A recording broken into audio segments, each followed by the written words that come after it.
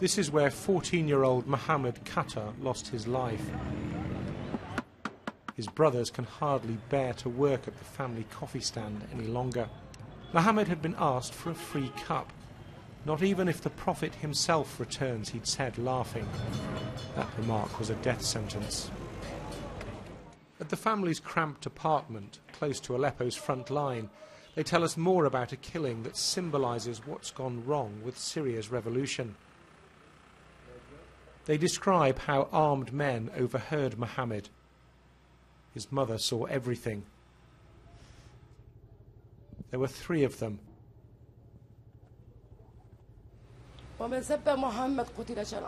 They said, "Whoever insults the Prophet will be killed," she recalls.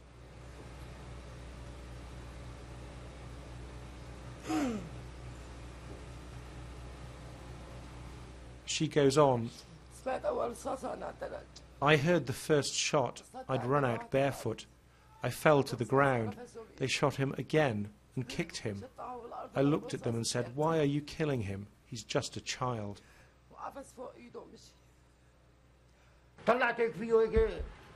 "I looked right at the killer," says Mohammed's father. "He looked at me."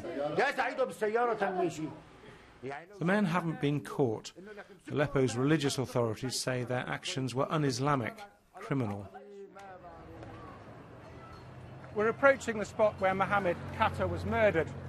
As you can see, it's quite busy, and by all accounts, there was quite a crowd when he was shot and killed, but everybody felt too terrified to intervene. In fact, he was shot right in the middle of the street over here. Lots of witnesses. The men who did it showed no fear of being caught. Their actions have now been condemned by all of the armed groups in Aleppo. Most of those groups are, though, Islamist in character, and they're starting to use their influence to impose Sharia law here.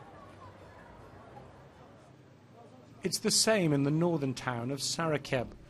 The war has drawn in jihadists, foreign and domestic. They fight for God, not democracy. So men like Sheikh Abdullah Muhammad Ali are running things. An Islamist cleric, he oversees Sarakeb's Sharia court.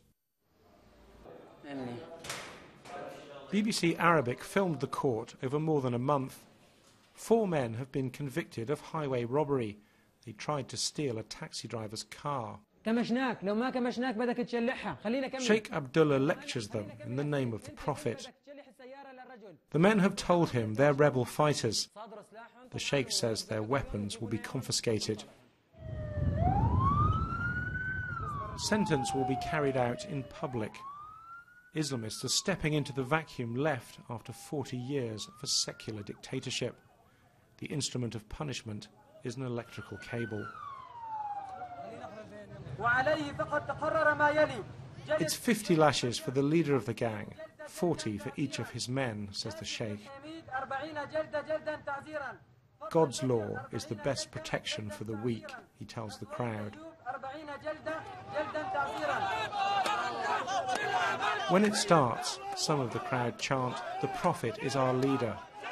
Others just count the lashes. This may appall secular activists. The uprising's rural, conservative, religious supporters like it.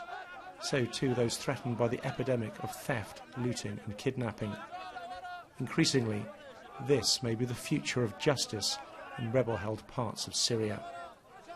Paul Wood, BBC News, Aleppo.